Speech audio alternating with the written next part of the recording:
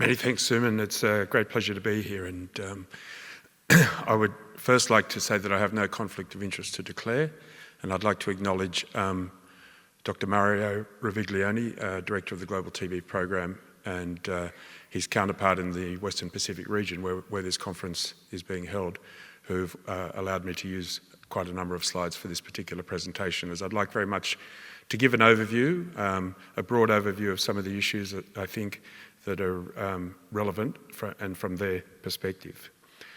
So TB is the #1 infectious disease killer globally, and it kills people of all ages, and males and females, children, old people.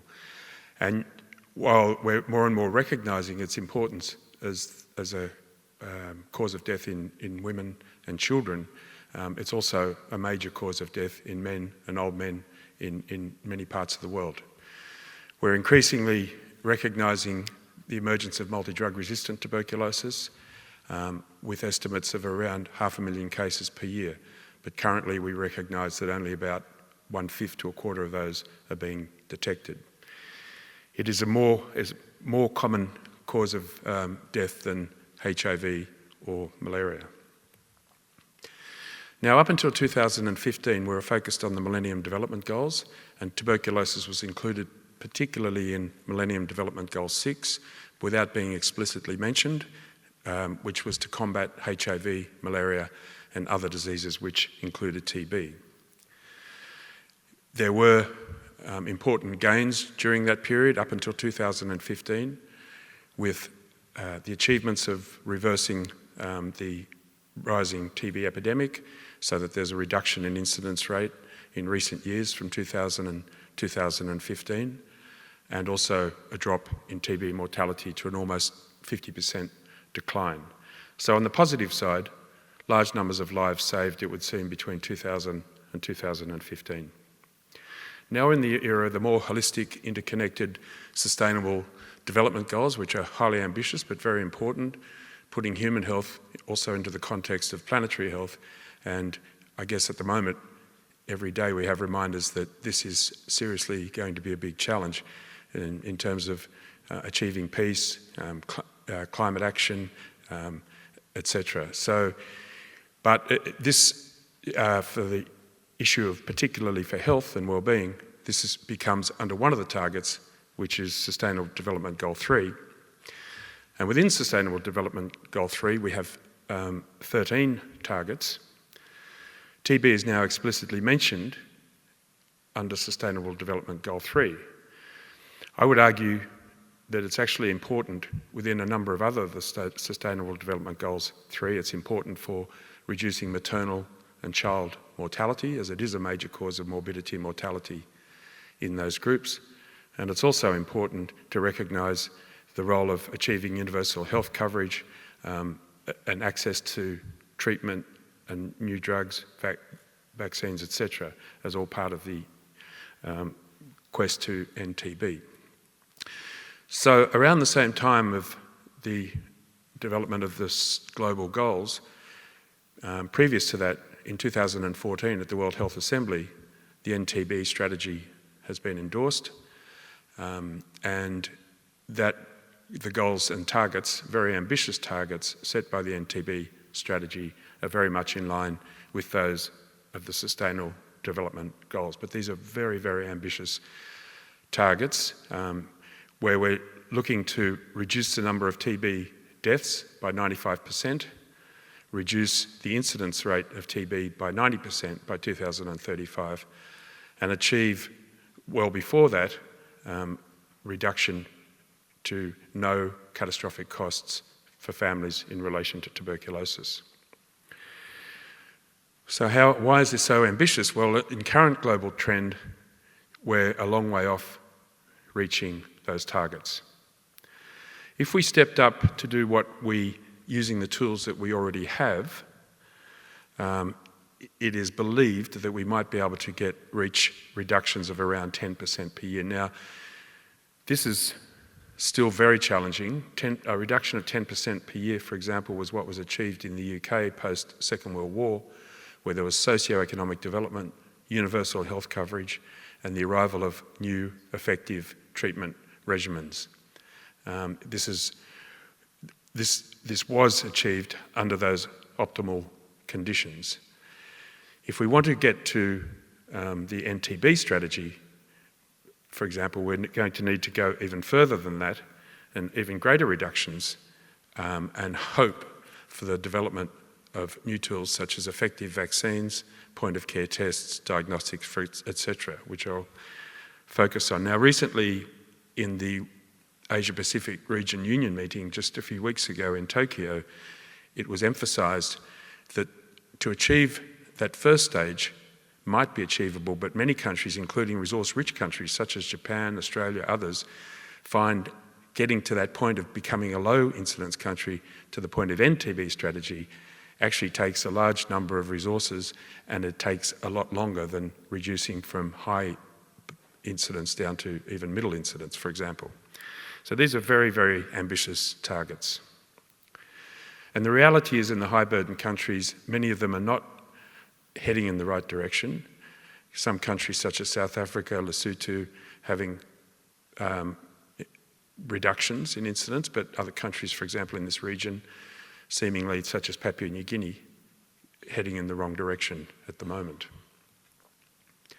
Now, Mario has listed these at a number of recent presentations here in the region and also globally. And these are his 5 major challenges from the perspective of the Global TB Program. Reaching the missing cases, addressing MDR-TB, accelerating the response to TB-HIV, importantly increasing financing to close the gaps, and intensifying research and rapid uptake of interventions, and I'll touch on some of these. For example, this is the data from the global perspective from MDR-TB. MDR-TB is a global challenge. The emergence of MDR-TB, we think we're only estimating around a quarter of the cases, though they are concentrated in particular countries, but it is still a global challenge. And more, some of these cases are from new TB cases, showing that there's a lot of primary transmission now of MDR-TB. And yet, as you know, to diagnose MDR-TB is a challenge to detect the cases, but it also costs about 100 times to treat an MDR case as it does a drug-susceptible case. And there's the issues of prolonged regimens and significantly higher risks of serious toxicity compared to drug-susceptible cases. We also then have to move from the global perspective to how do we move forward within regions. And the Western Pacific Regional NTP Managers meeting just a couple of weeks ago, Nobu was presenting on some of the issues of how to adapt the NTB strategy for this particular region, for example, the Western Pacific. Greater focus on equity, people-centred care, and reaching out to more interconnectedness or integration with other health services, the need for universal health coverage, etc. And then even within this region, you've got the challenges of having, for example, a high-burden country such as Papua New Guinea, which will have its own particular priorities, versus a low-incidence or pre-elimination situation, which Justin may talk more about, is such as Australia, where obviously the efforts to move towards elimination require a somewhat different focus. Also within the region, you have these Pacific Islands, for example, where you have small populations with small areas with an accessible population, where you can actually move towards elimination by introducing efforts to test and treat for infection as well as for disease, such as has been happening in a number of the Pacific Islands that Kerry has had experience with. This is really just to illustrate that even within regions, you have different shapes to your epidemic. Now, these are just what's notified and reported to WHO, but you can see in some countries there's a particular issue of TB being particularly prevalent or notified amongst men more than women, and certainly in countries like Vietnam, Korea, Japan, the prevalence is particularly high in older men, whereas in a high TB out of control situation such as Papua New Guinea, you have large numbers under 30 years of age. And though this particular age-related structure, I'm not sure. This is by age, females, males. And you can see in Papua New Guinea, it looks like it's not particularly common in young children, but in fact, this only represents the smear-positive cases. And most children with TB don't have smear-positive disease. In fact, in Papua New Guinea, 26% of all TB is actually in children, and it's a major cause of morbidity and mortality in children and hospitalisation in that setting. In Cambodia, where they've been giving a lot more attention to TB, as has been the case in Myanmar, you are also at the risk of leading to overdiagnosis in children and have particular challenges of case detection. So there are various different types of priorities within different settings. Now, we know that we always wonder how much does the case notification reflect the actual incidence? And I think it has been helpful that more and more countries have been doing national prevalence surveys in an attempt to better understand their epidemic. And so, for example, in a recent prevalence survey from Mongolia, you can see that it's much more prevalent in males than in females, even though from this prevalence survey, even though in terms of case notification, in Mongolia they report almost equal male versus female. And so in terms of the missing cases in that country, most of the notified cases in female are very similar to what's found in a prevalence survey. But what's been noted is that the missing cases there are men, and particularly young men between 15 and 35. And so this is a particular challenge for Mongolia, is to detect that group. There's also been some work recently done by a PhD student with us from the University of Melbourne around the burden of trying to look at the burden of TB in adolescents. And these are a particularly neglected group as well, partly because of the way that TBs are notified. They fall between the gaps of child TB, adult TB. We know they're a particular challenge for detection. We know that they have particular challenges for treatment adherence and outcome, but we also know that they have often adult-type disease that is transmissible and transmitting TB in the community. And we see this in TB endemic settings such as Cape Town, South Africa or the Philippines, the same in Papua New Guinea, where you see a big rise in the numbers of infectious cases starting around early adolescence. We don't really understand well enough, is this an increased risk of infection in these age groups, or just an increased risk of disease, or is it both? And this is clearly a potential area for intervention that might have consequences for the burden later on. So let's just finish now with just walking through some of the pillars that are an important part of the NTP strategy around improving diagnosis, getting people onto treatment, collaborative activities and issues around comorbidities. I should have mentioned, for example, that this is a major issue, for example, in the African region, particularly TB-HIV, whereas in Western Pacific, comorbidities may relate to the association of TB with diabetes, which is a major issue in this particular region. And then more and more than previous strategies, there's a much greater focus now on the potential of preventive therapy, not just for young children as household contacts, but the role of preventive therapy or testing and treating people with infection as a way of bending the curve more rapidly than has been the case. So I put this slide up because we're now in the era of trying to develop rapid diagnostics, but just to reflect to the challenges, this is what we still have in the case of trying to diagnose a child with TB with very low sensitivity bacteriology and very poor specificity chest X-ray. And these tools were developed 120 years ago. And I think that says a lot. Now, I think one of the reasons why TB is the poor cousin of malaria and HIV compared to even though it's much greater, even though it's a bigger cause of mortality, is because unlike those two other diseases, it doesn't have an accurate, rapid point-of-care test. And that would be one way of really be a game changer in terms of an epidemic response. So what we need is a test with high degree of accuracy that also tells us about resistance to the important antibiotics. We need a result on the same day. We need it to be robust and portable and able to be done at the primary care level. And there is some development, for example, the Omni platform, taking the expert diagnostic tool closer to the patient.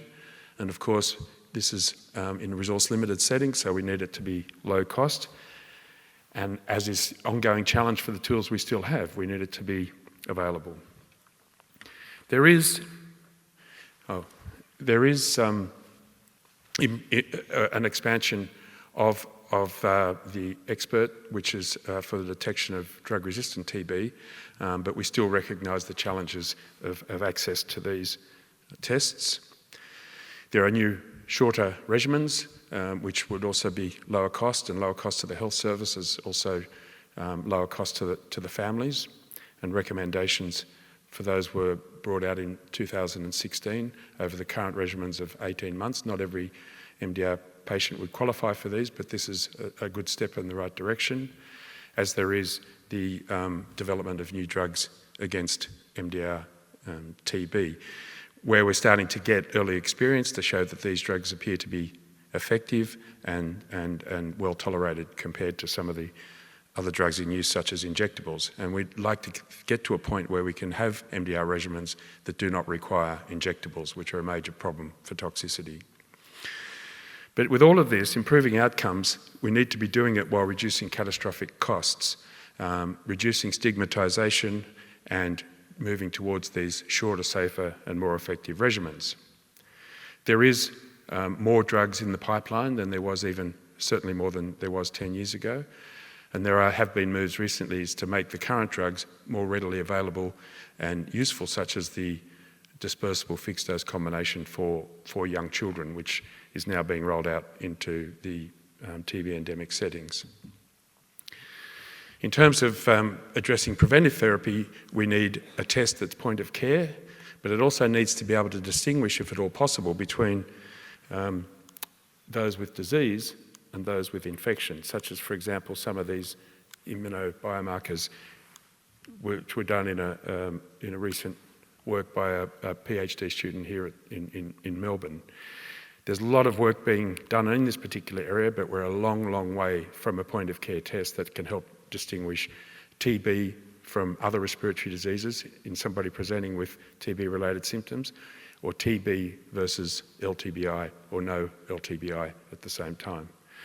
But there is energy now, I think, more energy in the area of preventive therapy that is also being driven by the effectiveness of much more simple and safer and better adhered to regimens that are equally as effective, such as a 12-dose regimen of rifapentine plus isoniazid versus the 270-dose daily regimen of 9 months. And these are currently recommended by WHO, particularly for the low incidence countries, but there is now an LTBI task force that was developed last year, WHO, to look at some of these regimens for the more high burden settings.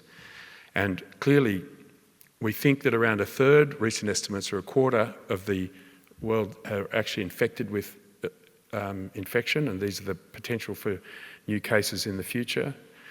We need to be able to get to that better test, which we don't have at the moment, though there is obviously some work going on that, and IGRA is really not the answer over, for example, the current skin test. And then from that, hopefully then be able to get to shorter, simple, safer regimens.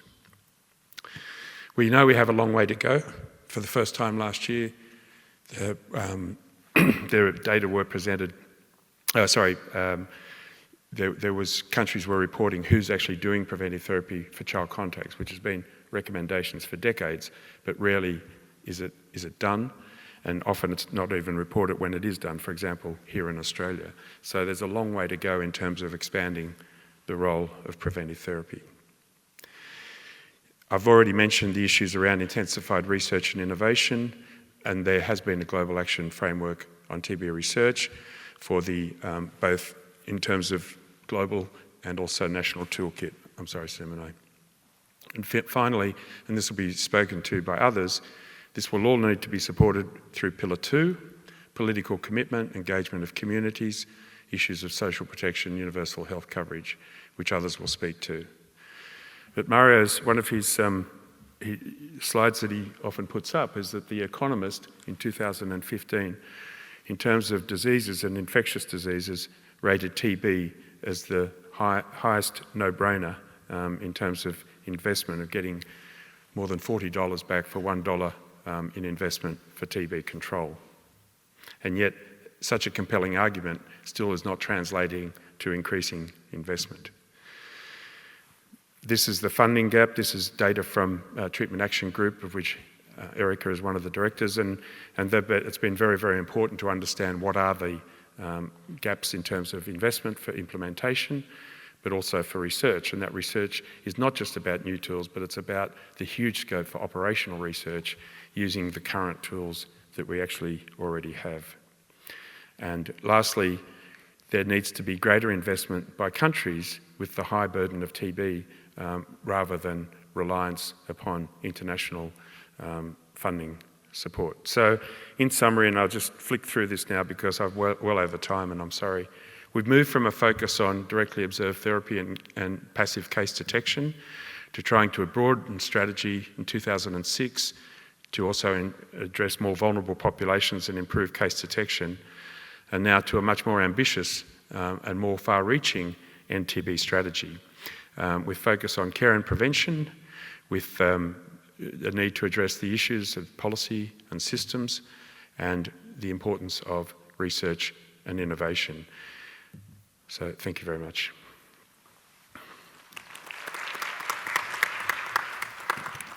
Thanks, Steve. We'll move on through the speakers' questions at the end. If you could hold them, we'll have a discussion at the end of the session. So Erica is Director of Treatment Action Group's TB-HIV project and oversees TAG's advocacy for improved tools and services to prevent, diagnose and treat TB and TB-HIV. Erica works with activists, developers, donors and policymakers to accelerate TB and TB-HIV research and ensure it reflects input from affected communities. She also advocates for access to evidence-based strategies to end TB and TB-HIV. Eric is visiting from the office in New York and heading to Papua New Guinea at the end of this talk, so she will leave the stage early. It won't be in protest, but thanks, Erica, for speaking. It might also be in protest. No, I don't think so. Thanks, everybody, for having me here today. I'm looking forward to speaking with you. And I wanted to thank Steve, too, for giving us kind of the overview of what the strategy is now for getting to zero TB, and talk a little bit about the role of communities in advocating for that to happen, both in terms of setting those global targets and then ensuring that they're met at the national and local levels. So I'll just give you a little bit of background on my organization first. We're born out of the HIV activist movement in New York City in the 1980s, and my organization was actually founded as kind of a rift in the parent organization called ACT UP. This is some demonstrations from the early days of ACT UP, and TAG actually spun out of that because of a perceived need to really focus more on advocating for research and science-based treatment options, not just immediate access, but also ensuring that the tools that we were going to be using were actually validated and known to be safe and effective. So we take a really research and science-based approach to our advocacy, as well as a human rights-based approach, and I'll talk more about both of that later. And because most people with HIV are actually dying from tuberculosis and also infected with hepatitis C, TAG in the early 2000s actually added tuberculosis and hepatitis C to the portfolio of projects that we work on. So I'm director of our TB-HIV project at TAG, where we work on both TB kind of alone and TB-HIV co-infection, since there's a great need to address both.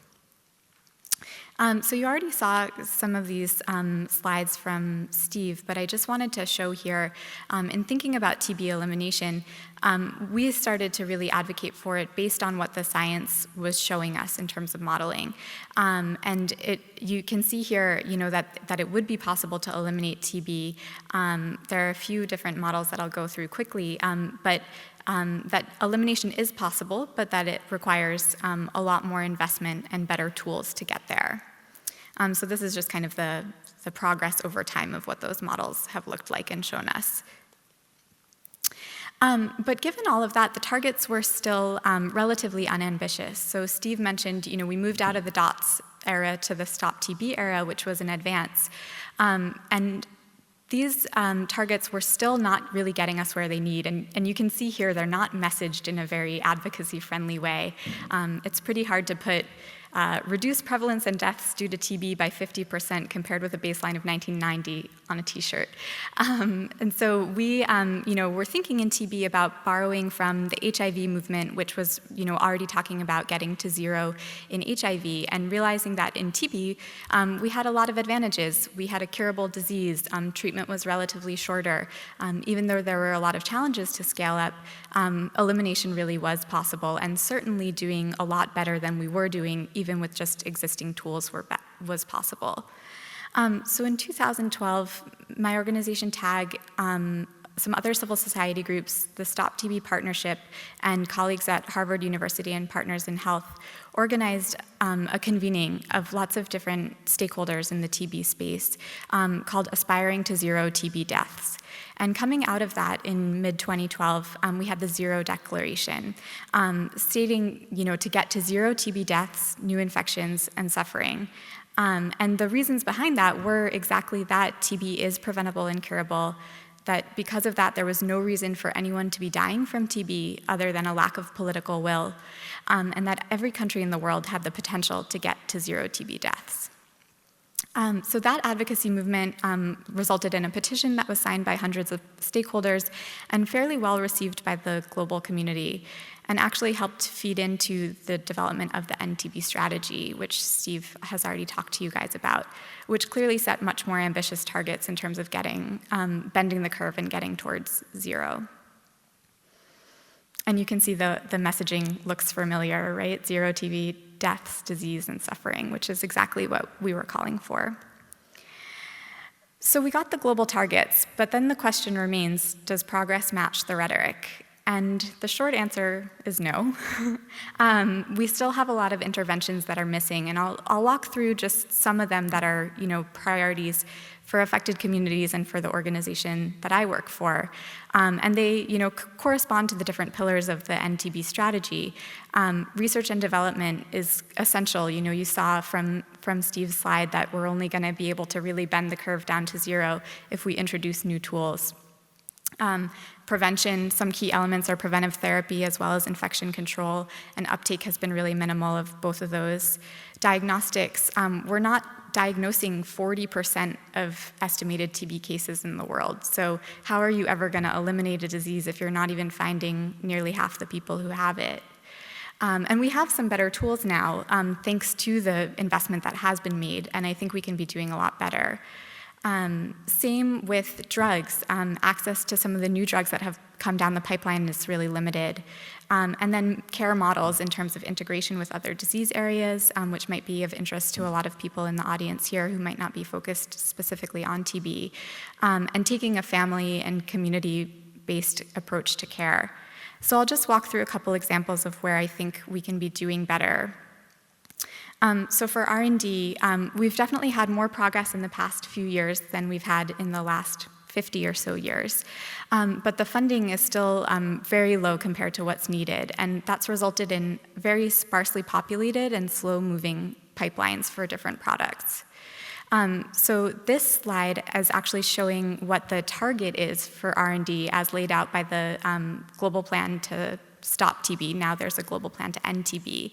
But you can see in the last global plan period, the blue line is what the targets were supposed to be, and then the pink or red line is where we actually were.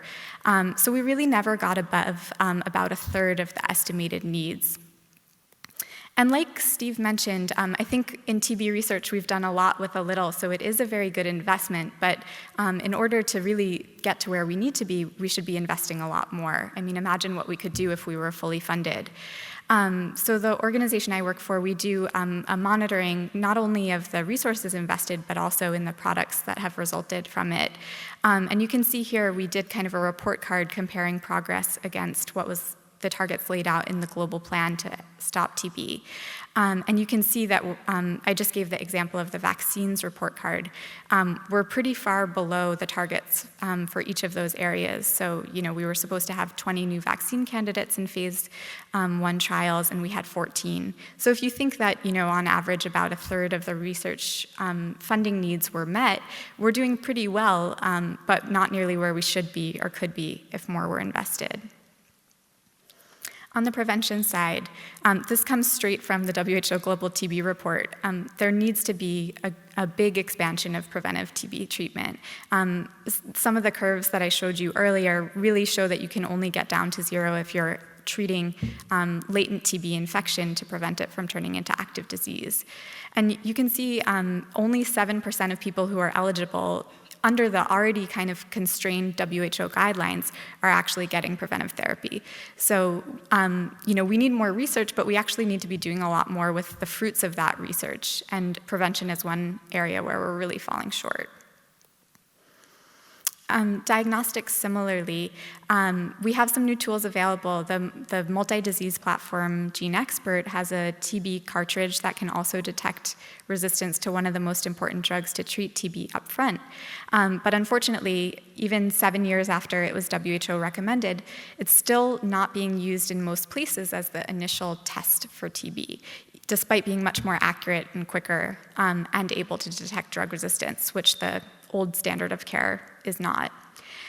And you can see here that there are a little over 6 million cartridges being procured a year. Well, we think there are 10 million cases of active TB, so if you need to be detecting those, you have to be procuring a lot more than 6 million cartridges. And you can see that about a third of cartridges are being procured in South Africa, so one country is driving a lot of the uptake of this tool. And just another example on the drug side, this is about the rollout of the 2 new drugs that we do have to treat drug-resistant TB, which are really important in fighting, some of the most severe forms of disease for people who have very few other options. The blue line is a conservative estimate of what the annual need for these drugs might be. And then the really depressing lines at the bottom are the uptake of each of those drugs. So bedaquiline is doing slightly better. The company is giving this drug away for free, and still nobody's using it. And delaminid is really flatlined. So there are a lot of access barriers in place at the country level, as well as in terms of restrictions written into the global guidance about how to use them. That's perpetuating that. And the result is that patients aren't getting the care that they need. Treatment outcomes for drug-resistant TB are about under 50% survival right now. So you could take a medicine for 2 years, flip a coin, and still have about the same odds as getting cured. So all of this points to, I think, the need for advocacy and real monitoring and accountability for meeting the targets at the national and local levels. So what is advocacy? You ask 10 different people, you'll get 10 different definitions. But the one that we like best is that advocacy is a set of tactics that are aimed at influencing decision makers and people in power to make systematic changes. And these can rely on a lot of different methods, and I'll give you guys some examples. Why I think we need TB advocacy and community engagement, I think, is clear from what's come before, but these are kind of some of the different areas where advocates and affected communities can intervene. We would like to see community input on the design of services as well as research and even regulatory aspects. This is an area that my organization has a long history in doing in the US, creating accelerated approval pathways for new products, but also ensuring that really robust data on safety and efficacy are eventually collected to make sure that we're really achieving what we want to with new drugs or other products. Advocates and communities can monitor progress. They can call for resources, and they can help push for implementation. And that can be, often working together with policymakers to overcome barriers. And sometimes it can sometimes it requires naming and shaming and really putting policymakers who are failing to deliver to the test. And oftentimes, it can even rely on legal resource, which we're starting to see be exercised more in TB, and I think is really exciting.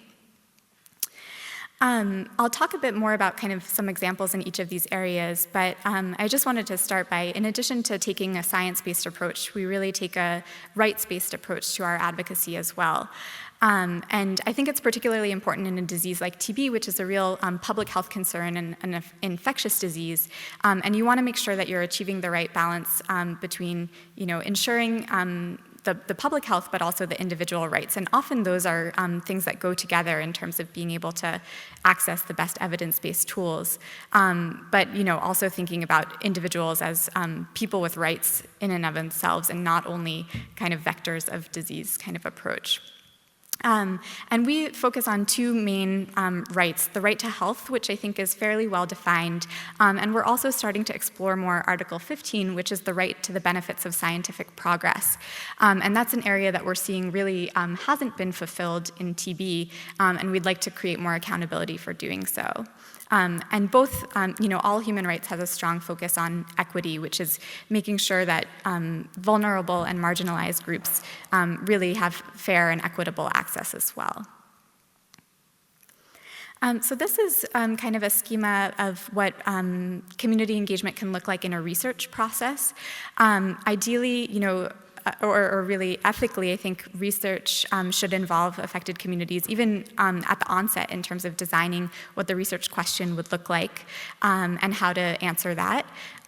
During research, it can take the form of engagement of site communities, kind of support for enrollment, communication of any concerns that might arise during the trial process.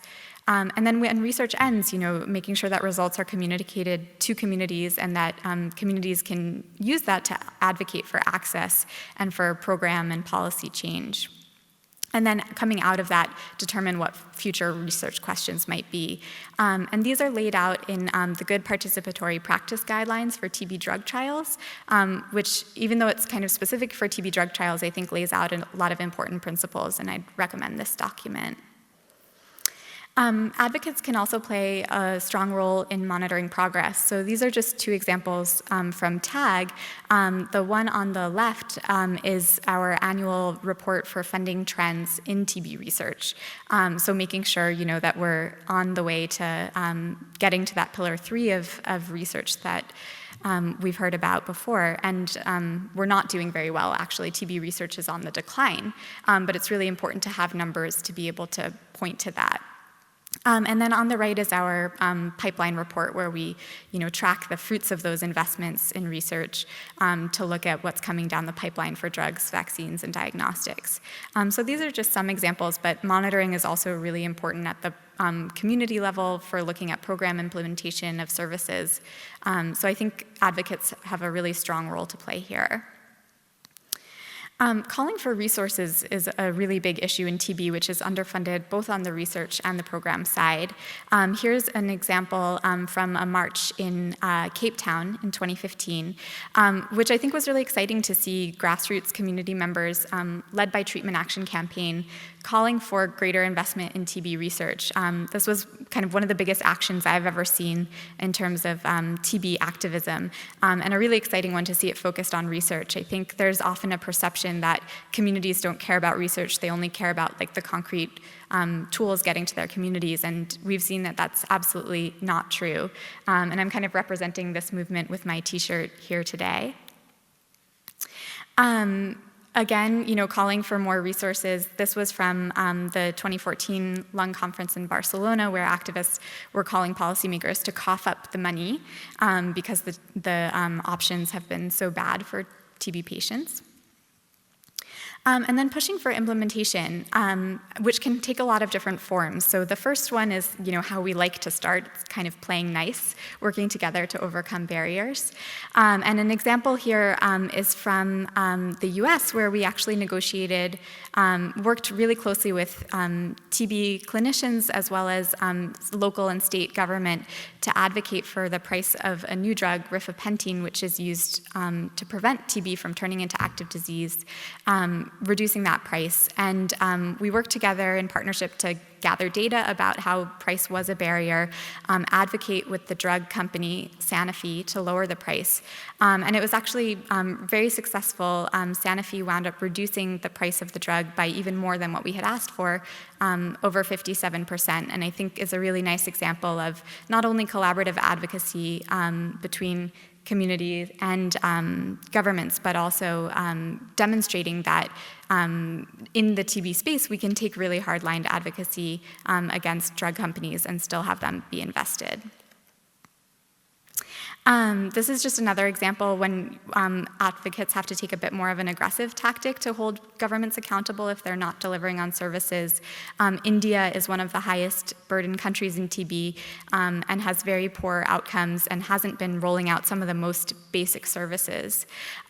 So my organization, in support of kind of local activists working in India, started a social media campaign called Broken TB Promises, where we had worked with civil society in India to identify 7 priorities that were not being rolled out, and tweeted every day for about 6 months at the government to try and get them to roll this out. And this is kind of the culmination of that campaign at the Lung Conference, interrupting one of the representatives from the Indian government who was speaking to really bring attention and accountability to the lack of services that were happening in India.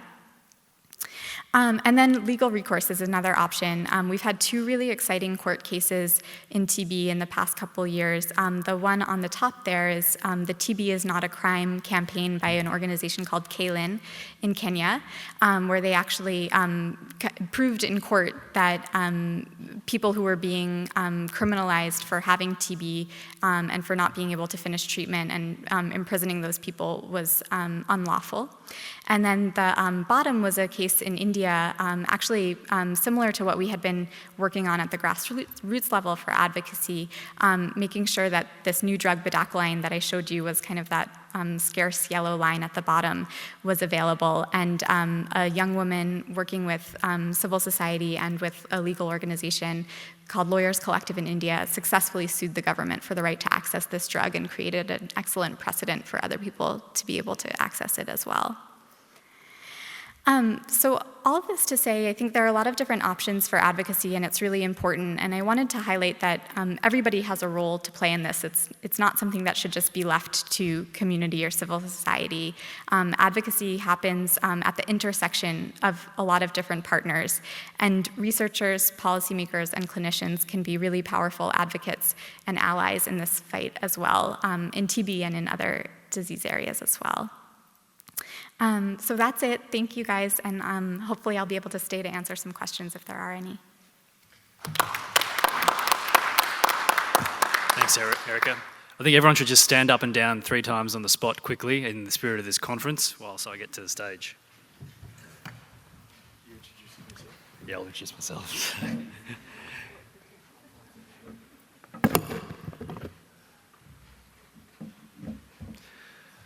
Thanks. So my name's Suman Majumdar. I'm an infectious diseases physician. I work at the Burnet Institute on tuberculosis. We work on delivering TB programs in collaboration with the PNG government, and we're working through funding via the Australian government.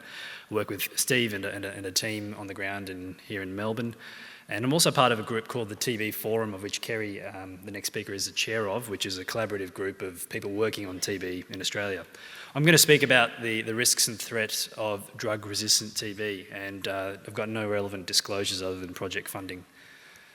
So drug-resistant TB, or DRTB, remains a global crisis.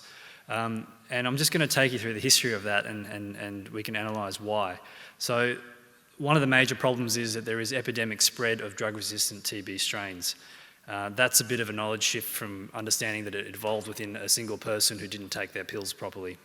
There are estimated to be about 580,000 new cases or new people with MDR-TB each year, and appallingly of that, 1 in 5 are enrolled on treatment, and half of those have a successful outcome. There's an increasing burden. It's estimated about 5% of all TB has drug-resistant TB or MDR-TB, and it accounts for disproportionate death with 20% of all TB mortality. This is a picture of a patient, and this is the daily number of pills they currently have to take for drug-resistant TB treatment. In addition, there are injections that need to be taken daily for 8 months. That is changing with new drugs, but many patients are still not receiving them. In terms of definitions, multi-drug resistant TB in the middle is resistance to the two most effective first-line drugs, isoniazid and rifampicin. Then if you have resistance to the most effective second-line drugs, that's XDR-TB or extensively drug-resistant TB. The rapid test that Steve mentioned, the GeneXpert, detects rifampicin resistance, so being positive on that test gives you rifampicin-resistant TB. This is a graphic showing the path to TB innovation, and it's an unfortunate long and winding road that hasn't gone very far with the tools that have been invented at the start of the discovery of the germ, the X-ray, and the BCG vaccine still in use often as frontline tests, as well as a smear microscope. The advent of the first effective chemotherapy was in the period of the 1940s, 50s, with effective therapy coming in the 60s, with rifampicin being invented here in 1963. And for a while, that was the last new drug developed specifically for TB. There were other repurposed drugs, but that was a specific new one until recently. Over that, we thought we had TB beaten, and then there was firstly the HIV epidemic or pandemic that really drove up TB rates, and secondly, the emergence and transmission of multi-drug resistant TB. The TAG and the Stop TB Partnership estimate that currently we still need an additional $5.8 billion in the period up to 2020 to address what we have here, which is a serious market failure around new tools for addressing tuberculosis. TB wasn't always like this. It actually had the accolade of having the best evidence base from Archie Cochrane. And it was actually the first randomised trial with streptomycin in TB. But from that initial period where there was huge investments and quite pioneering studies on TB treatment and community-based treatment and care, that there was a whole period where there was not enough.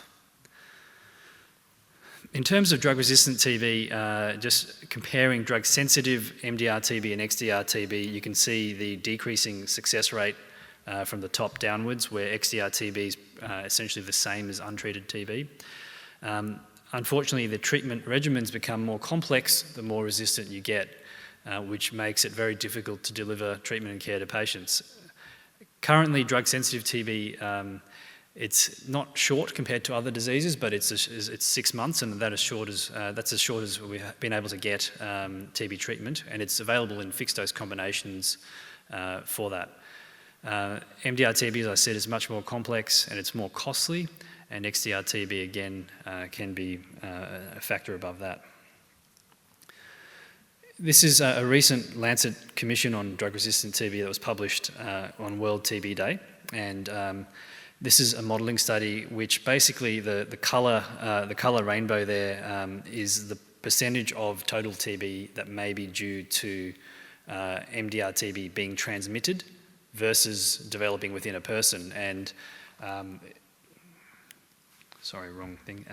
So the majority, as in this whole purple spread here, is indicating that across the spectrum of TB, that the majority is likely now in the world to be due to transmission of drug-resistant TB, so epidemic spread. Some whole genome sequencing data that's emerging is showing trends in the spread of particular lineages like the Beijing strain, and particularly at the national level, the bottom figure showing in Southern Africa how it's been spreading from east to west. Migration, therefore, is an issue that's related to TB, as well as transnational spread and threats.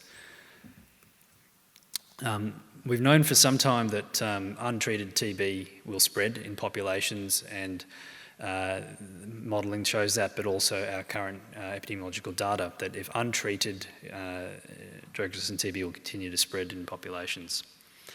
So what is the cost of not addressing drug resistance and tuberculosis? It's the same as malaria, gram-negatives, and others. There is a human cost, obviously, that's most important, but there's also what we call a health security risk, where there'll be further transmission to populations. And importantly, there'll be an economic and social cost for individuals and communities. Rather than seeing the TB and poverty linkage as a one-way street, it's actually a two-way street where ongoing TB burden and morbidity will hamper development and increase poverty in countries. In terms of the funding issue, you can see that despite MDR-TB being 5% of the TB burden, it's almost half of global budgets used to respond to MDR-TB, so it's a disproportionate cost. And there's a country example from South Africa. So moving to the issue of antimicrobial resistance. So the WHO report in 2014 said the problem is so serious that it threatens the achievements of modern medicine, a post-antibiotic era in which common infections and minor injuries can kill. Far from being an apocalyptic fantasy, this is instead a very real possibility for the 21st century. And that was the start of several series of steps. The next one was the O'Neill report commissioned by the UK government, which conducted epidemiological and economic modelling of AMR, showing that by 2050 there'd be more deaths in AMR than other diseases such as cancer. There'll be a significant and catastrophic economic cost, which would be up to 100 trillion by 2050. And the biggest drivers of AMR are gram-negatives such as E. coli, drug-resistant malaria, and drug-resistant TB. And in fact, drug-resistant TB is the biggest driver of mortality and cost. So here, this is further analysis presented at the G20 that by 2050, DRTB alone may kill up to 100 million people. Increase to 100 million cases and 2.5 million deaths. And in terms of costs, MDR-TB could lead to a loss of 0.6 of the world GDP. Now, obviously important to talk in those terms to policymakers, ministries of finance at the global level. AMR was then an issue at the last World Health Assembly, which then resulted in the Global Action Plan on AMR with these 5 components. And what I wanted to get to here is the linkage between drug-resistant TB and AMR. There's awareness, surveillance, which includes diagnosis of TB, infection prevention, which includes effective treatment, optimising the use of medicines, and developing the economic case for sustainable investment. One particular issue around TB treatment is the fact that we have a market failure, and a way forward is to really look at this and think about how we can de-link sales from profitability. I mean, you saw the TB drug pipelines, there are big gaps in phase 1 and phase 2 trials. So establishing separate funds is one way for this, such as the Global AMR Innovation Fund that's been proposed but not formulated yet. We do have good news, despite the doom and gloom I'm preaching. There are new drugs and new regimens in the pipeline and being implemented for tuberculosis. Betaquolone and delamanid you heard about, there are more on the way, but we need to increase the uptake of these into areas where they're needed most, which are actually health systems that are weak and often failing. Moving to the issue of global health security, and this term has really come to the forefront after we experienced the Ebola global pandemic. The issue there is obviously spread of disease, which is not limited to infectious disease, the lack of preparedness for these threats, and then in addition to the human cost, the economic impact of having these pandemics and epidemics. So the framework for addressing this is the IHR, which aims to prevent and protect against control and respond to the international spread of disease. And it also defines the rights and obligations of countries to report certain public events to the World Health Organization. And the DG can declare a public health emergency of international concern through this framework. But it is ultimately up to the country level to then activate alert and then mobilise this. The frameworks are set up so countries don't have barriers to report and are promoted to actually to report outbreaks and issues. This Lancet series in 2015 by Professor David Heyman as a lead talked about the issue of global health security and added the dimension of individual health security, which I think Erica alluded to around the issue being well beyond just protection of countries from disease threats to actually protection of individuals from health threats and resilient communities. It talked about a multi-sectoral approach, but also a protection from threats to health. And part of this included reducing vulnerability, rapid detection and rapid response, and as I said, individual health security in addition to collective. But that does come from access to safe and effective services, products and technologies. So utilising the fruits of modern medicine and science into communities that need it. The other framework is the Global Health Security Agenda, which is a package of 11 actions to progress the implementation of IHR at the country level. So this gives a framework for countries to build and strengthen their health systems to respond to threats. 48 countries have signed up to this, international organisations and civil society, and it's a multi-sectoral approach under the broad framework of prevent, detect and respond. There's another framework called the Asia Pacific Emerging Infectious Diseases Framework, APSED, and this diagram here, hopefully if it comes up, it's a bit hard to see, I'm sorry, shows the overlay of those three areas, the IHR, the Global Health Security Agenda, which is the prevent, detect, respond, and the components of APSED.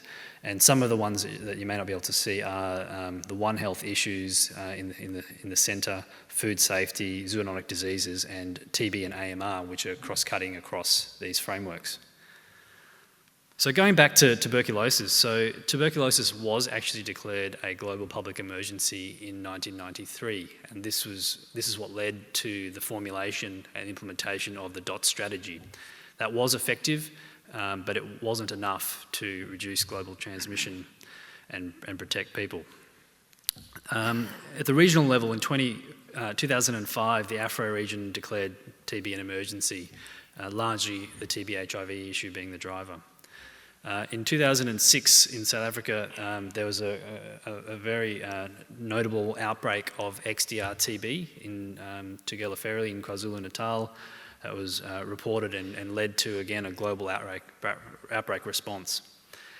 In 2009, there was a ministerial meeting, and that led to a World Health Assembly resolution on the prevention and control of MDR and XDR tuberculosis. There was a call to action and then a resolution and a framework that countries should be reporting back to the WHA on progress against responding to MDR-TB. Unfortunately, over that period, we have not seen the targets and the milestones being met and the progress happening. Back to a more local and regional issue, which is in Papua New Guinea, where the government of PNG itself has declared an emergency of tuberculosis and in particular drug-resistant TB in 2 hotspots,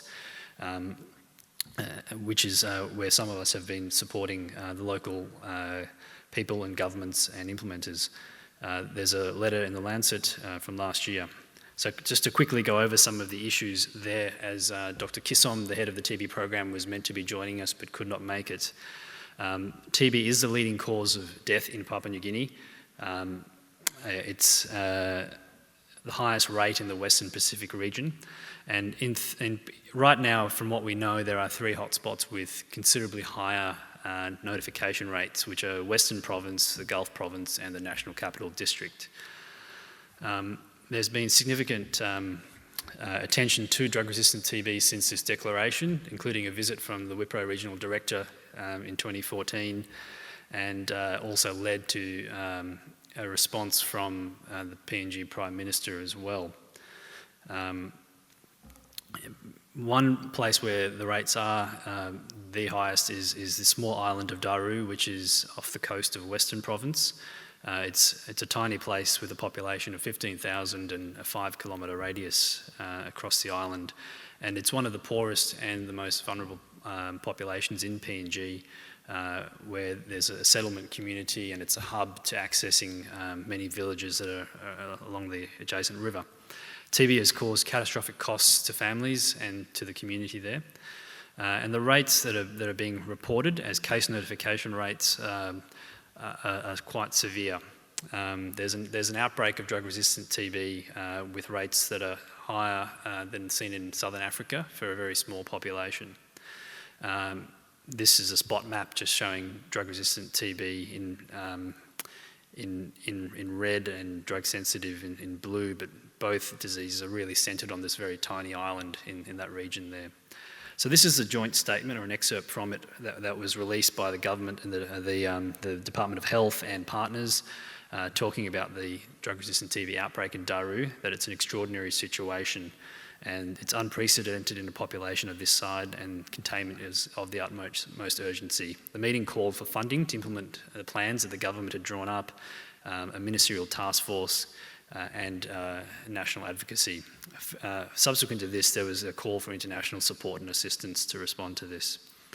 There has been high-level political commitment and advocacy and the formation of an emergency response task force at the national level. The Australian government, through the aid program, has contributed to the response in PNG with a variety of partners, including the WHO, World Vision, our organisation, and the Queensland Reference Lab. These are some pictures from the health workers that are working there on the ground, particularly in Daru. At the top left of your screen are people who have had TB, who are working as peer counsellors to help other patients through their treatment, a community chief, and some of the hospital and community health working staff at the bottom. What's needed there is actually implementation of the strategies and tools that Steve and Erica have described. You need to implement a comprehensive strategy, as you do in other infectious diseases, to eliminate or to reduce the transmission of TB. This will require the uptake of new tools, including preventative therapy, including new drugs and those new diagnostic tests, into a setting where the health system is actually quite weak. The reason to do this, we've talked about health security, but really is for individual health security, which is, this is a photo taken of a 18-month-old boy with permission who has MDR TB, and after 1 month of treatment, he's actually doing very well and is not going to be as sick as he could have been. So, thank you.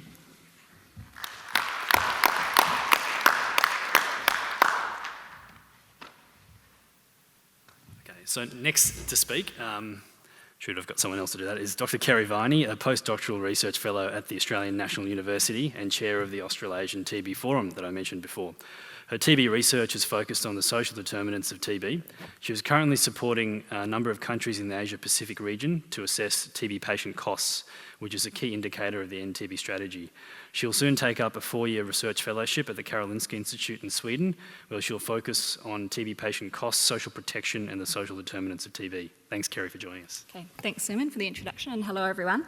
So, as the title suggests, and as Suman has mentioned, I'm going to talk about universal health coverage, social protection, and patient costs. And I'm going to talk about this mainly in the context of the End TB strategy, although I acknowledge that there's a much wider body of work on universal health coverage and social protection. So firstly, I think we've seen some of these slides from Steve talking about the End TB strategy, but I just want to draw your attention that there are 3 main indicators by which we're going to measure progress towards TB elimination by 2035. And we have these very standard indicators of mortality and incidence, but we also have this new indicator in the End TB strategy, which is about patient costs. So you can see that indicator there, which talks about TB-affected families facing catastrophic costs due to TB. And you can see that there's a very ambitious milestone and target of 0% by the year 2020. And I'm going to talk about this a little bit throughout my talk. So I think the End TB strategy really does acknowledge that ending the TB epidemic is tied in closely with the SDGs, and that it requires more than biomedical or public health interventions. It does require a combination of biomedical, public health, and socioeconomic interventions. And this text is just straight from the End TB strategy, so WHO recognises that progress in ending the TB epidemic does depend on optimising some of the current strategies and interventions that we have, and I think Steve has spoken about some of those. But it also depends on achieving universal access to TB care and support within the context of universal healthcare and social protection, and also investing in research to develop new, better and rights-based tools and strategies for diagnosis, treatment and prevention. Now, as Steve has mentioned, these are the 3 pillars of the NTB strategy, and this is what we're focusing on, I guess, for the next sort of 20 years as we move forward to eliminate TB. But there is this strong focus on universal health coverage and social protection throughout all 3 pillars, but particularly in Pillar 2. So bold policies and supportive systems has a strong focus on ensuring universal health coverage and improving social protection policies and poverty alleviation. So I think Steve also showed this slide, but I just want to draw your attention to Pillar 2. So Pillar 2 is where I'm going to focus the rest of the talk today.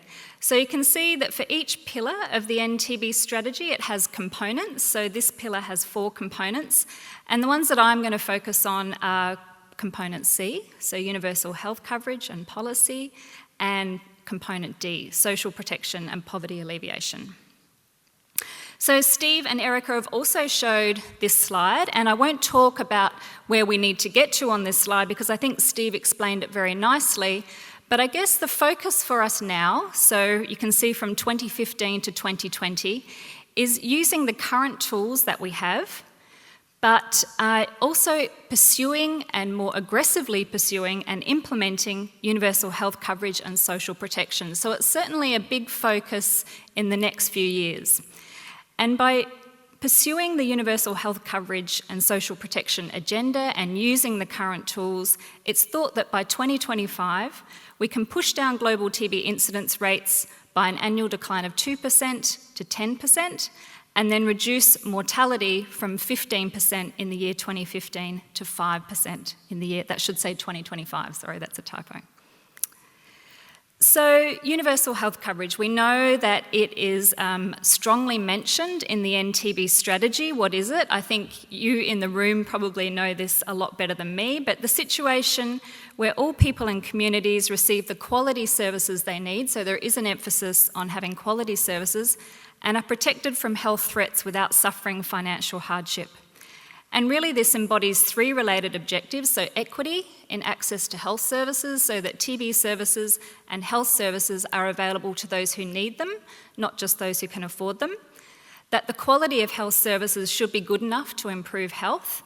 And we have some instances, even in the Western Pacific region, where we've done assessments of quality for TB patient services, and in fact those TB patient services are not good enough to cure patients, so we need to work on quality. And that people should be protected against financial risk. So I'm not really going to talk too much about quality and equity throughout the rest of the presentation, but I'm mostly going to talk about protection against financial risk. So the NTB strategy advocates strongly for a progressive movement towards universal health coverage.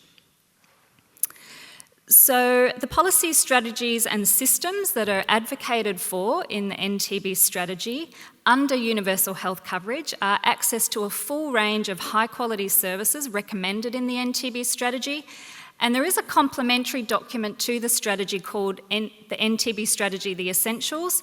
And this is sort of a country handbook that assists countries to implement the NTB strategy and recommends many practical interventions for high quality services. Financial coverage, including the costs of general TB care, pre-TB care, including medical consultations, diagnosis, the medicines, follow-up tests, and all expenditures associated with staying in treatment in both the public and the private sectors. And finally, access to services for everyone in need, especially vulnerable and marginalised groups. So there is some thinking also that we need to move beyond universal health coverage, and I'll explain why that is.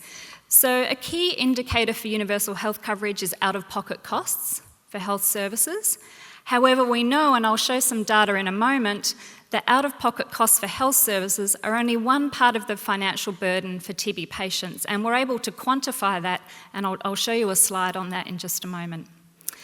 So we know from a systematic review that non-medical costs and income losses constitute a large financial burden for TB patients, and in fact that burden is larger than the out-of-pocket medical costs.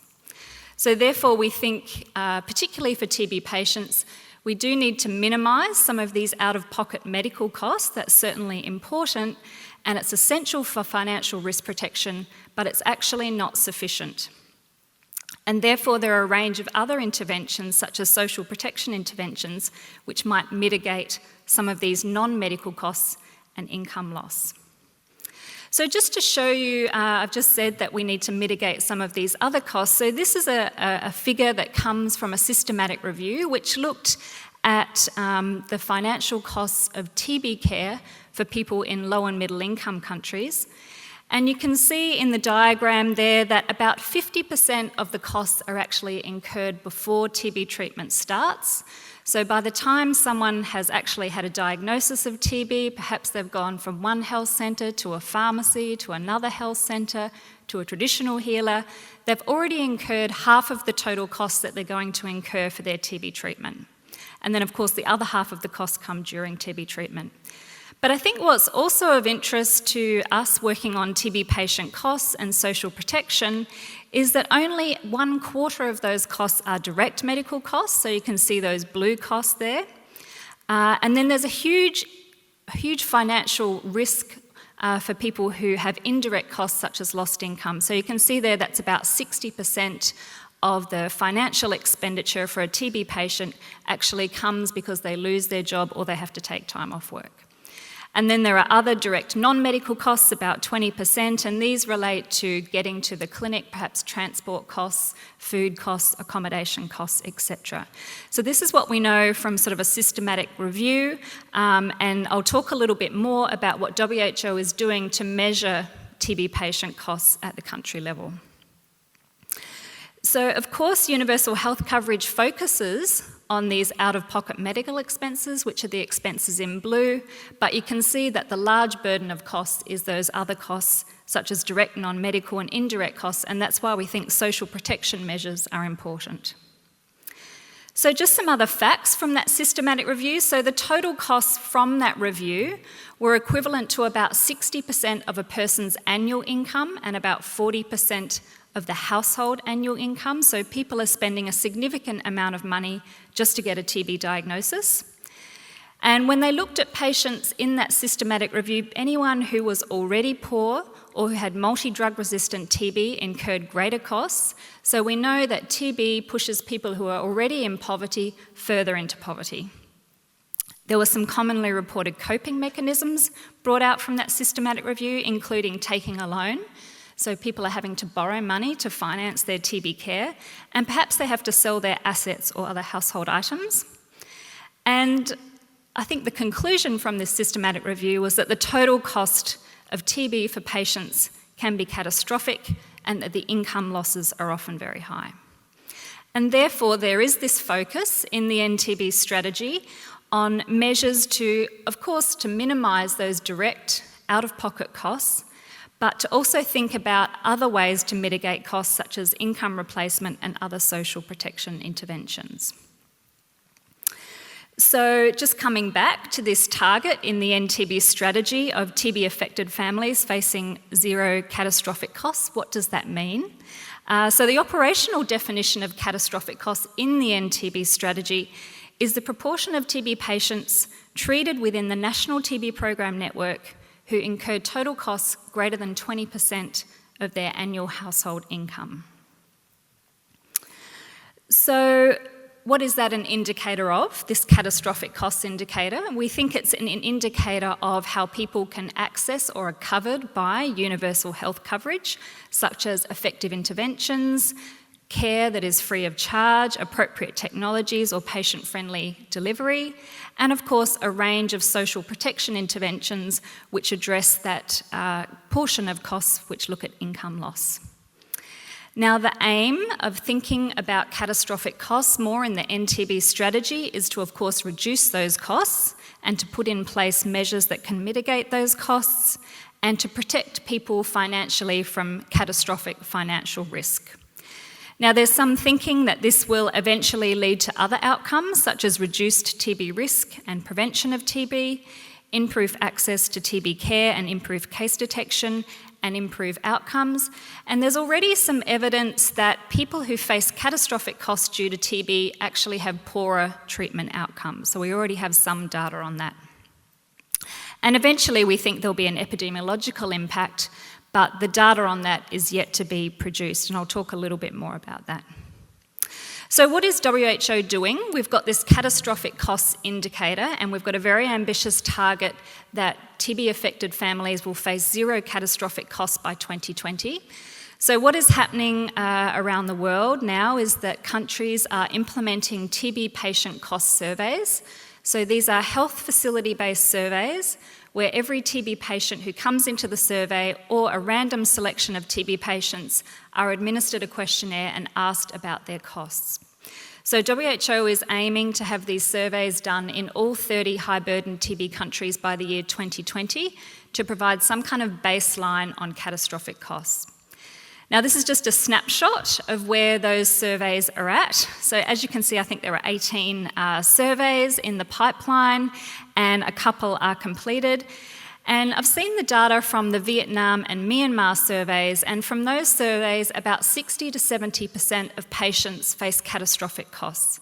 So you'll remember that operational definition of catastrophic costs is greater than 20% of the annual household income. So about 60 to 70% of patients in those countries are spending more than 20% of the household income on getting a TB diagnosis and TB care. So certainly the costs are indeed catastrophic. I've just seen some preliminary data from the Timor-Leste survey, and in that context, the preliminary data shows that about 90% of patients are facing catastrophic costs. As I mentioned, that WHO is aiming to measure TB patient costs in 30 high-burden TB countries by the year 2020. So this knowledge that patients do face catastrophic costs and knowing where those costs are, whether they're direct medical costs, indirect medical costs, or income losses, has led WHO and others to think about social protection. So even when TB diagnosis and treatment are free, social protection measures are needed to alleviate the burden of income loss and the non-medical costs, as we saw in that pie diagram, which constitute about 80% of the costs for TB patients. So social protection should cover the needs of TB patients through policies such as schemes for compensating for the financial burden of TB, such as sickness insurance, disability pensions, social welfare payments, etc. Legislation to protect people from perhaps being fired from their job. And we have a couple of examples in the region where departments of health have lobbied quite strongly to ensure that there is more fair legislation in workplaces. And of course, other instruments to protect and promote human rights. And I just wanted to bring your attention to the last point, where other instruments to protect and promote human rights. On World TB Day, WHO released some new ethics guidance for implementation of the End TB strategy, and this really addresses that third point of promoting human rights and an ethical approach to TB. So what is the definition of social protection? Well, it's a nationally defined set of basic social security guarantees which are aimed at preventing or alleviating poverty, vulnerability and social exclusion. And there are a range of these types of interventions available. What is the evidence about social protection and TB? So this is another review that was published last year by colleagues from WHO. And I'll just try and walk you through it. So on the horizontal axis is social protection as a proportion of GDP for countries. And on the vertical axis is the prevalence of TB per 100,000 population. And the dots are countries. The size of the dot reflects the size of the TB burden. And the colour coding of the countries reflects the WHO region in which the countries are. So you can see that there is an inverse relationship between the levels of social protection in a country and TB rates. So what are some of the measures with regards to social protection that are being advocated by WHO? And I mentioned some of these before. So promoting things like unemployment benefits or job security, food support or packages, vouchers, housing support, sickness insurance and cash transfer schemes. But there's a lot of unknowns about these, particularly with regards to TB and how they affect outcomes and incidence of TB. So these are some of the questions that are being asked of social protection. So who is the target for some of these schemes? Who manages the schemes? How are they funded? Are they effective in changing TB outcomes? And do they change any of the outcomes such as patient costs, diagnostic delays, retention of people in TB care or TB treatment outcomes? So there are a lot of unanswered questions about social protection and TB in particular. One of the social protection interventions is cash transfers. So this is giving people cash that can be conditional or unconditional. And actually just last week in the Bulletin of WHO, there was a randomised control, a cluster RCT published on providing people socioeconomic support to enhance TB care in Peru, in 32 shanty towns in Peru. And they provided people with cash transfers and also had some other complementary interventions such as community meetings and household visits. And their outcomes were uptake of preventive therapy and rates of treatment success among people with TB. So they showed in this trial that the uptake of preventive therapy is greater among people who receive a cash transfer. So 43% initiated preventive therapy in the intervention arm and 25% in the control arm. And treatment success rates were also slightly higher for patients who were in the intervention arm. So for those people who received a cash transfer, treatment success rates were slightly improved. So there's some beginning evidence on cash transfers and how they can benefit TB care. So in the NTB strategy, how do we measure success? With regards to universal health coverage, social protection and patient costs, we have a number of indicators which are specifically focused on universal health coverage and social protection. I won't read them all, but you can see them there. So there's TB treatment coverage, the TB treatment success rate, and of course this very high level indicator looking at the percentage of TB affected households who experience catastrophic costs. So there's also a strong monitoring framework. So I guess just in summary, the ambitious goals of the NTB strategy can only be achieved in the context of moves towards universal health coverage. So we know that in the next sort of 5 years or so, according to WHO and that graph that I showed, that we need to use the current tools that we have, but to optimise those by moving towards universal health coverage. However, there is some thinking as well that we need to move beyond universal health coverage, that we need to look at social protection interventions and look at how to mitigate income loss and indirect costs.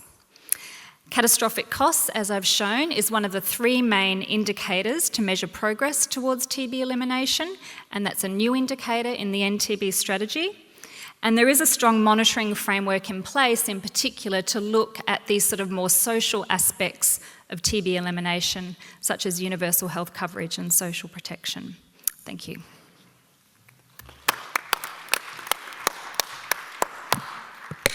Thanks, Kerry. And so now our last speaker is Associate Professor Justin Denham. So after Justin's talk, we'll take audience questions before the session closes at 3:30. So Justin's an infectious diseases physician and medical director of the Victorian TB program based here in Melbourne. His work includes clinical and programmatic management of TB, primarily with migrants from high incidence settings, as well as research into a variety of aspects of TB relating to ethics, epidemiology, clinical medicine and public health. Justin was also previously the chair of the TB Forum before Kerry, and he's also got a particular interest in latent TB and the evaluation of effective and ethical public health strategies towards TB elimination. Thanks, Justin. Great, thanks, Suman. And thanks all for being here for this session, which I think is a really interesting contribution to the program. I think having this symposium at the World Congress of Public Health is a really good opportunity to engage with the questions around TB elimination that a number of the previous speakers have brought up. And partly that's because this is a genuinely global epidemic that needs a global response. Partly also, it's because I think that those of us who are engaged in TB-specific activities have spent a number of years now starting to talk a lot about what TB elimination looks like. But as I hope you've seen from a number of different presentations in this session, what we actually need is a much wider response that goes beyond just the TB sector if we're hoping to have a meaningful chance of eliminating this incredible pandemic disease. So given that we're talking about a disease which last year affected more than 10 million people worldwide, but less than 400 people here in Victoria, you might wonder why I'm going to say something about local efforts towards TB elimination as part of this session. And it's not just because I'm personally very passionate about the idea of eliminating tuberculosis, although that's certainly got a little something to do with it. No, we're talking about TB elimination here in Victoria because in the World Health Organization's global framework towards TB elimination, Australia has been specifically highlighted as one of the countries which should be aiming for accelerated public health strategies towards this goal. Now, Australia was chosen, as well as another 32 countries you can see here, for a few reasons. First, the framework is emphasizing jurisdictions that already have low TB incidence and so are closer to the elimination targets than they are to the current global average burden of disease. Secondly, though, Australia, of course, has a range of other characteristics that support efforts towards elimination, including long-term health stability, healthcare infrastructure, and universal health care access, as well as existing well-resourced public health and TB-specific programs already being established. So a lot of the infrastructure is in place to think about what comes next in these very ambitious directions. So, as you've heard already, the countries involved have been given very aggressive targets for evaluating progress towards TB elimination. And that's far too small, but you've seen the target several times already. We've heard that there are three sets of targets, including the commitment to ensure that no TB-affected families are subject to catastrophic costs that Kerry's just been talking about, and also a desire to reduce TB mortality. Here in Victoria, though, TB-related mortality is already extremely low, and we have an existing commitment to the free provision of TB care and broader support structures already. So our primary focus, and what I'll talk most about here, is the incidence targets. And I'm just going to jump over this because you can't see it at all. But echoing comments that a couple of people have made, we've decided that from a programmatic point of view, our focus will be on the 2025 interim targets because we see that as the targets that we can aim realistically but ambitiously for with maximum scale-up of the current tools that we already have access to while waiting for many of the developments that others have highlighted that we will need to take beyond 2025 into the final stages of accomplishing TB elimination.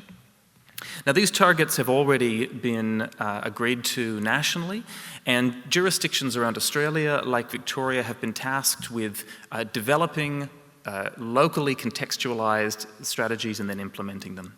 Now, we're going to talk more in detail about the kind of strategies that might be useful in our context here in Victoria, but it's generally acknowledged that here a focus on the detection and treatment of latent TB is going to be central to any effective approach. That's because here in Victoria, less than 5% of cases occur after recent exposure. So the considerable majority of people who develop active TB have latent asymptomatic infection, frequently for many years after migration, and then have later reactivation. So while traditional strategies for TB control around reducing incidence burden globally have focused on finding cases of active disease and making sure that they're treated early and effectively, and therefore preventing secondary transmission, actually, because so little local transmission happens, further development of those kinds of strategies in our context isn't likely to lead to significant impacts. So this kind of epidemiologic information lets us think about the WHO priority areas for action and pick out two that are going to be particularly relevant for us, which are Priority Action 3, which is around addressing the special needs of migrants, and undertaking screening and treatment for latent tuberculosis. So if we start with Priority Area 3, most long-term migrants who are relocating into an Australian setting already have screening for active tuberculosis, which is based on chest X-ray and clinical review. This is well established and it's quite effective, with about 500 cases of active TB a year are found during the migration process in offshore applicants. But until recently, there's been no testing for latent tuberculosis anywhere in that pathway, so no opportunity to find people at risk for future disease and offer treatment to make sure that they remain free from active disease. Now, I'm not going to talk about evaluating an approach like that in detail, but we've previously done some mathematical modeling work around this, which I think is helpfully illustrative of the kind of challenges and opportunities here. So this graph shows expected TB case numbers in Victoria, tracking out to 2050, so the ultimate goals of TB elimination. You can see that even in this baseline scenario, there's some decrease in TB incidence over time, which really just reflects the expected global decline in TB incidence, currently of around about 1.2% per year.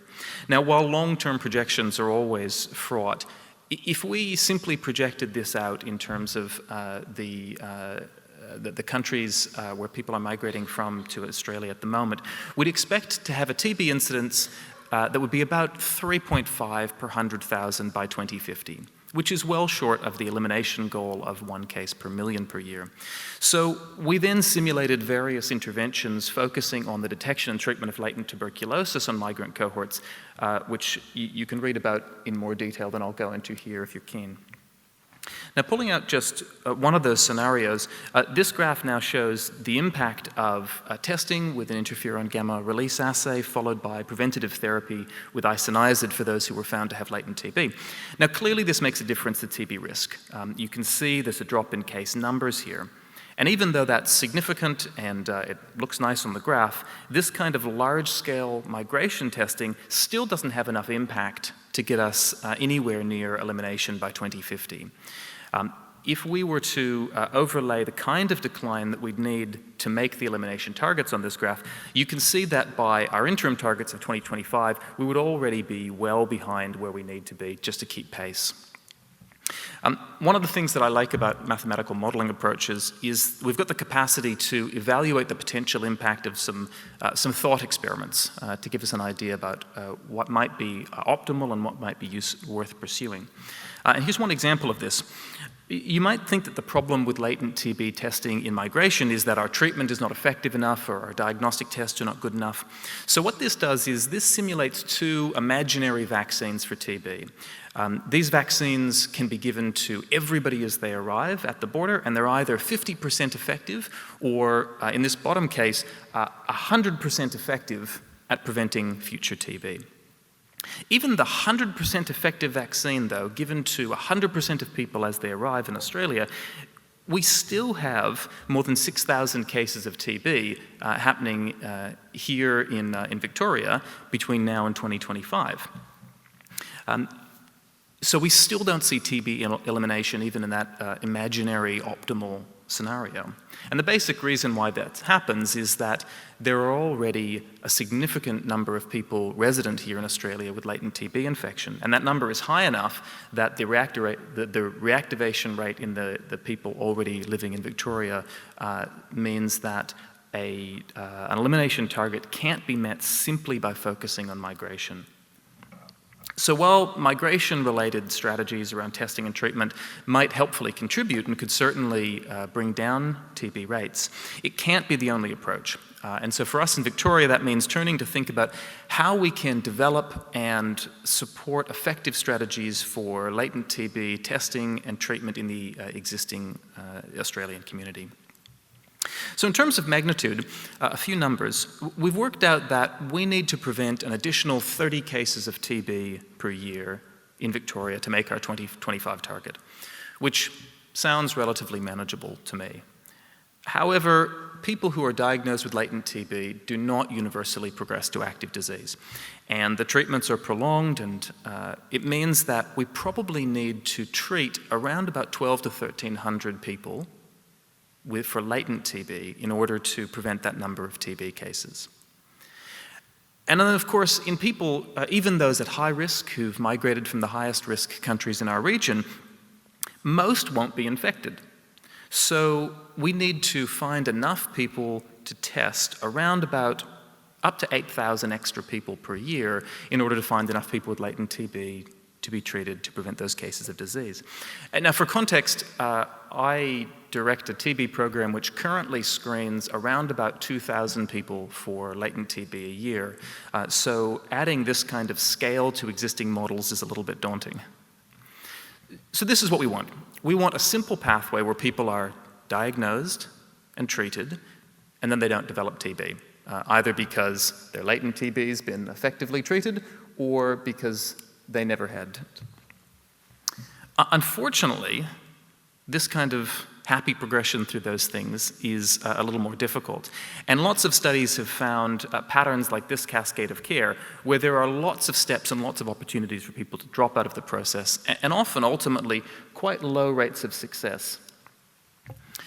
The reasons for this will be very localized. And Erica, I think, has very helpfully highlighted the need for community engagement, exploring exactly what those barriers are and what effective strategies might be acceptable and optimal. So in our setting, we've tried to map some of the reasons why those pathways are problematic. And all of these things can put barriers in the way of preventing TB. So you can see here just a simple schematic example where an individual needs to first be aware of their risk, have access to a community healthcare worker who understands latent TB, can get access to the test without financial or geographic barriers, and that's just to get us to the testing process. I'll move through a range of other steps that are necessary for someone to find and access latent TB therapy, navigate through the long treatment course, and ultimately, hopefully, wind up at the goal that we're all looking for, which is an individual who doesn't get active TB. To give you just two practical approaches of how we're trying to engage with this here in Victoria, what we're working on doing at the moment is building community-based centres that can provide knowledgeable and well-resourced practitioners in the local area to replace many of these steps and have them in geographically proximate areas. This has started with a general practice and community nurse training program, which is now accredited by the Royal Australasian College of General Practitioners. We're also working directly with high-risk communities around this point here of awareness and perceived risk. So at the moment, we're working particularly with the Vietnamese and Sudanese communities here in Melbourne in evaluating awareness of latent TB and developing community-specific educational messages to try to help people better understand the risk of TB and opportunities for long-term health promotion in relation to TB. So, in summary, while the incidence of TB in Australia is already very low, we are committed to targets for further reduction towards TB elimination.